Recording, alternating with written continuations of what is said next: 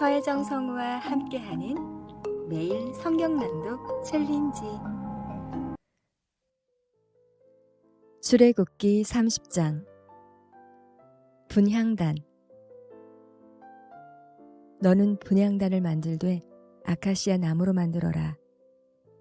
길이가 한 자요 너비가 한 자인 네모난 모양으로 만들고 높이는 두 자로 하고 그 뿔과 단은 하나로 이어 놓아라. 그리고 너는 그 단의 윗면과 네 옆면과 뿔을 순금으로 입히고 그 가장자리에 금태를 둘러라. 또 금고리 2개를 만들어 그 금태 아래 양쪽 옆에 붙여서 그것을 들고 다닐 채를 끼울 수 있게 하여라. 너는 아카시아 나무로 채를 만들고 거기에 금을 입혀라. 너는 분향단을 증거 궤앞 곧 증거판을 덮고 있는 속죄판 앞 휘장 정면에 놓아두어라. 거기 그 속죄판에서 내가 너를 만날 것이다. 아론은 그 분향단 위에다가 향기로운 향을 피워야 하는데 매일 아침 그가 등을 손질할 때마다 향을 피워야 하고 저녁 때에 등불을 켤 때에도 향을 피워야 한다. 이것이 너희가 대대로 계속하여 주 앞에서 피워야 하는 향이다. 그 위에다가 다른 이상한 향을 피워서도 안 되고 번제물이나 곡식제물을 올려서도 안 되고 그 위에다가 부어드리는 제물을 부어서도 안 된다. 아론은 분향단 뿔에 한 해에 한 번씩 속죄 예식을 하여야 하고 한 해에 한 번씩 속죄의 피를 발라서 분향단을 속죄하여야 한다. 너희는 대대로 이와 같이 하여라. 이것은 주에게 가장 거룩한 것이다. 회막세금. 주님께서 모세에게 말씀하셨다.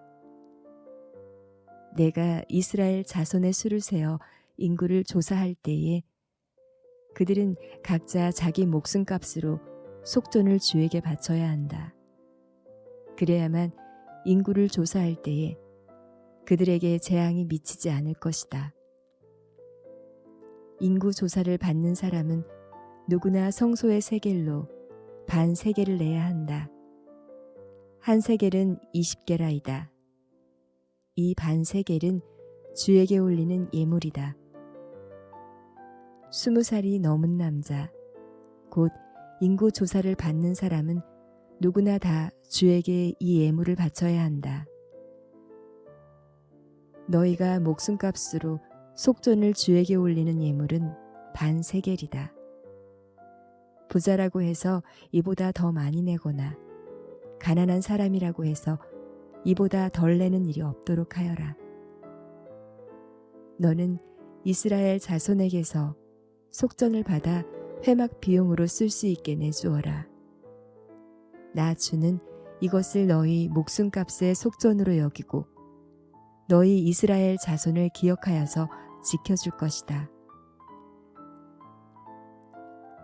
놋 물두멍.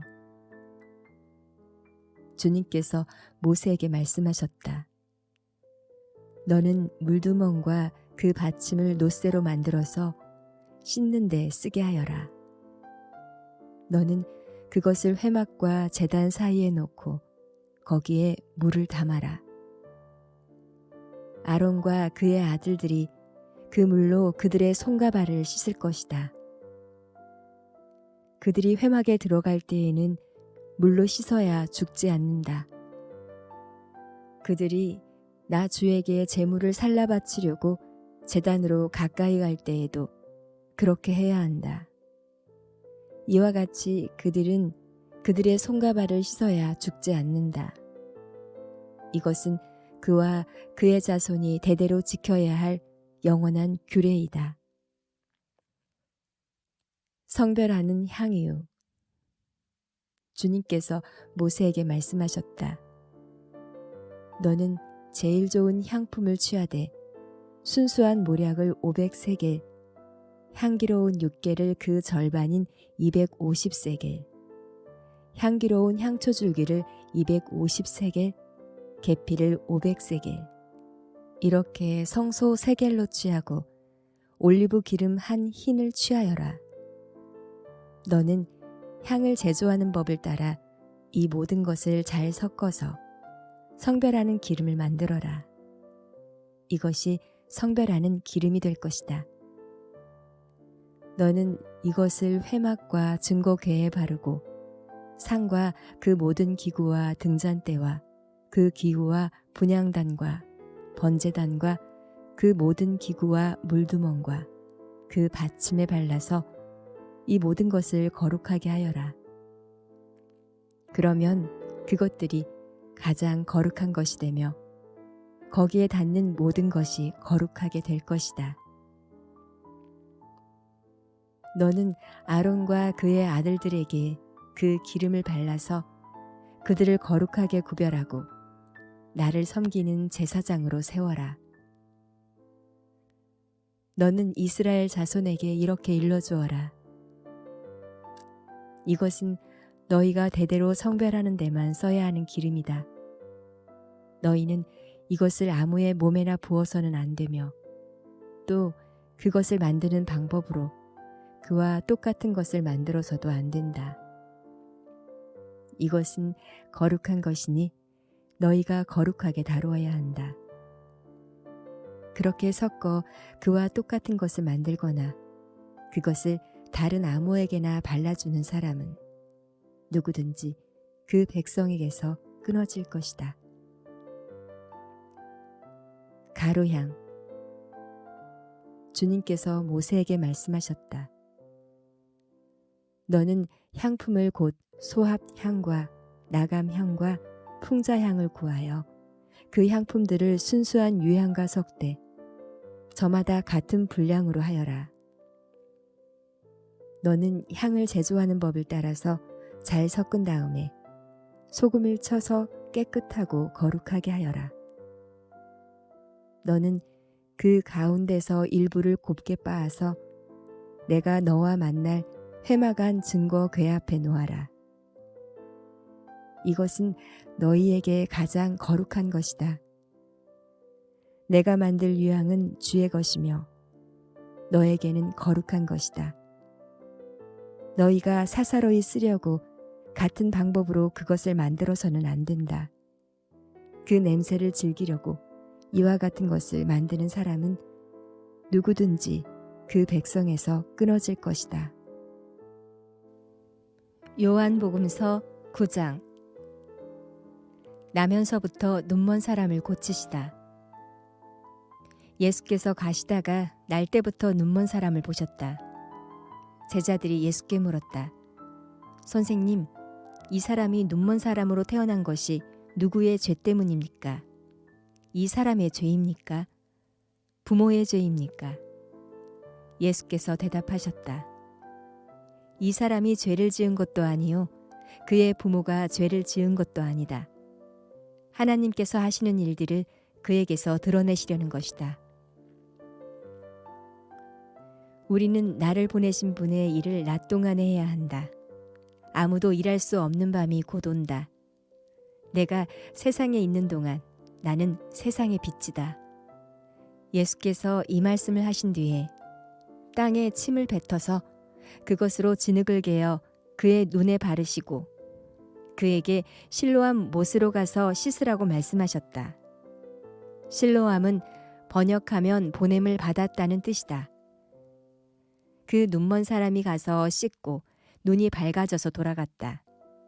이웃 사람들과 그가 전에 거지인 것을 보아온 사람들이 말하기를 이 사람은 앉아서 구걸하던 사람이 아니냐 하였다.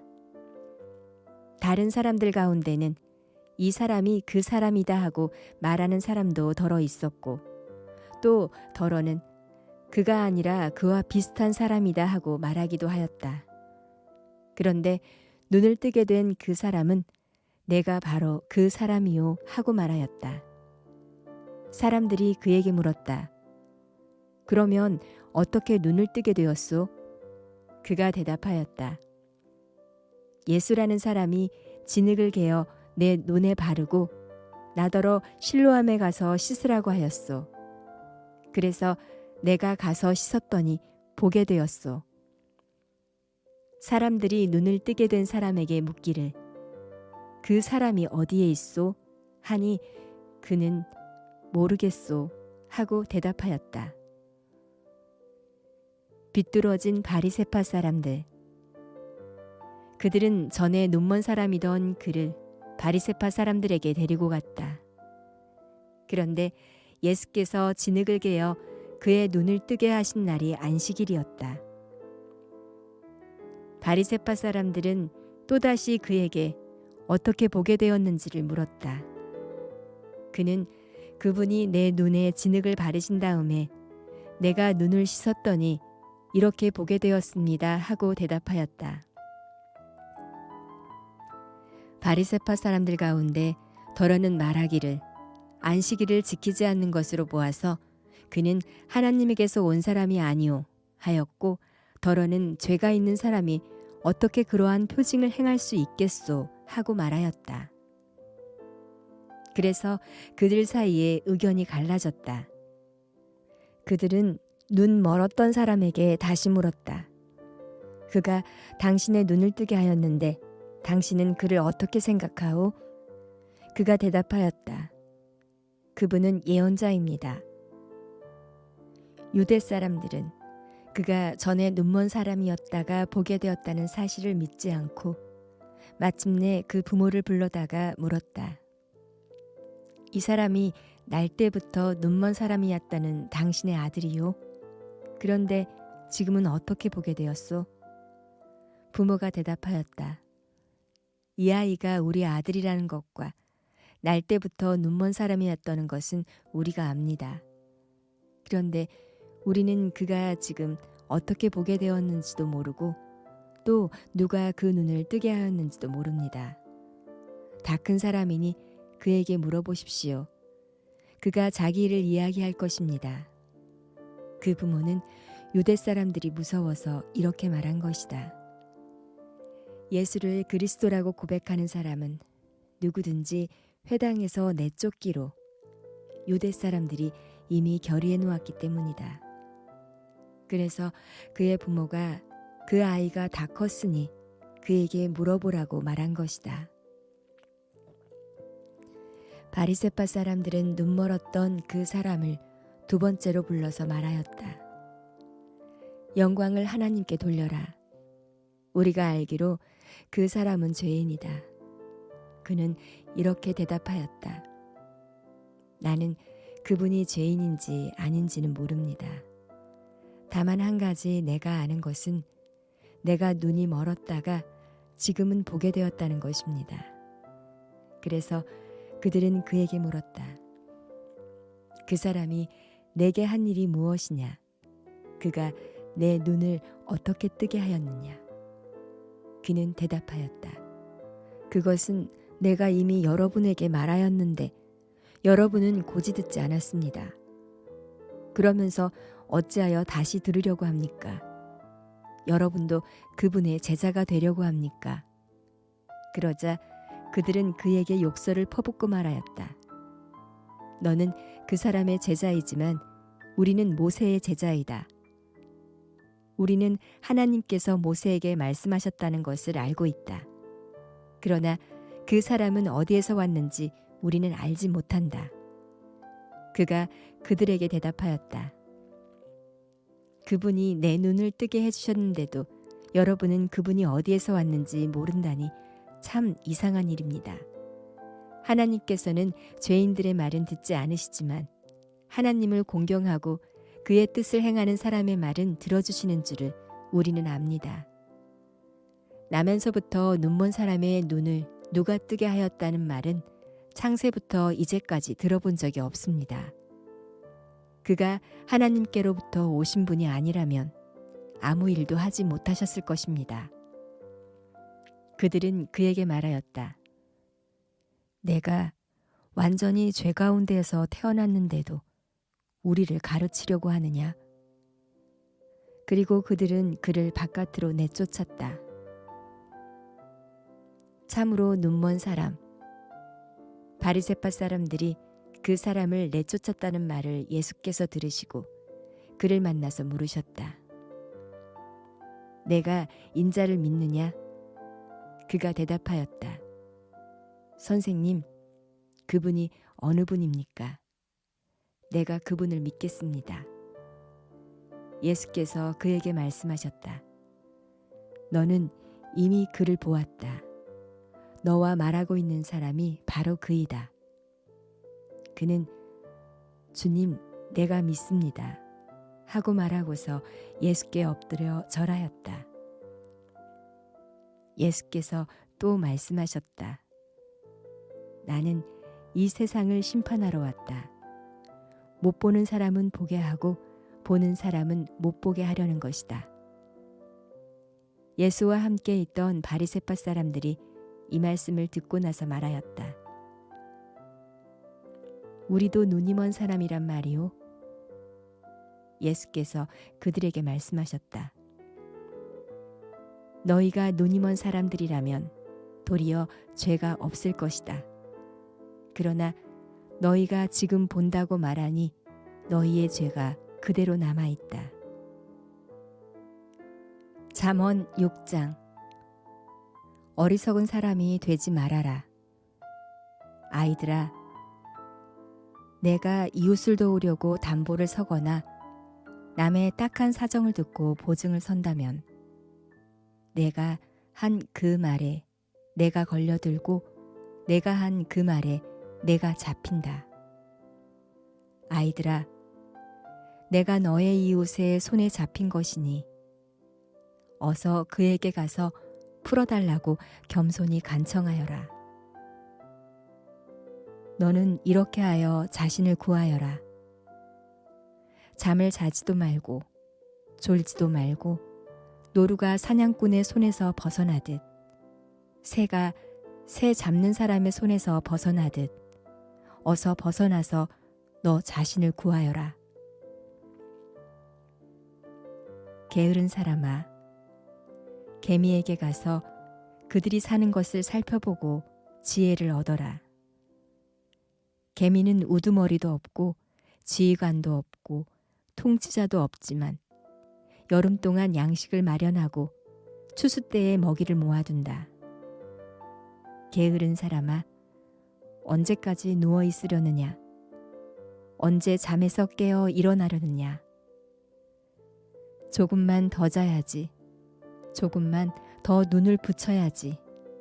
조금만 더 팔을 베고 누워 있어야지 하면 내게 가난이 강도처럼 들이닥치고 빈곤이 방패로 무장한 용사처럼 달려들 것이다. 건달과 아기는 그릇된 말이나 하며 돌아다닌다.